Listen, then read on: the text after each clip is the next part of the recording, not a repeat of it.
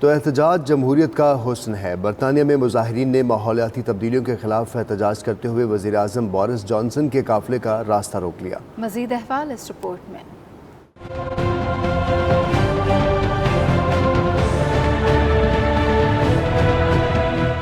پرامن احتجاج جمہوریت کا حسن ہوتا ہے۔ اس کا عملی نمونہ برطانیہ میں اس وقت دیکھنے کو ملا جب مظاہرین نے بورس جانسن کے قافلے کا راستہ بلاک کر دیا۔ بورس جانسن قافلے کی صورت میں بکنگم پیلس جا رہے تھے کہ ماحولیاتی تبدیلیوں کی جانب توجہ مبذول کرانے کے لیے کچھ لوگ سڑک پر آ گئے اور انسانی زنجیر بناتے ہوئے راستہ روک دیا، جس پر پولیس اہلکاروں نے انہیں فوری وہاں سے پیچھے دھکیل دیا۔ اس دوران بینر تھامے ایک اور گروپ نے بورس جانسن کی گاڑی کے قریب جانے کی کوشش کی، جسے پولیس نے ناکام بنا دیا، جس کے بعد قافلہ وہاں سے روانہ ہو گیا۔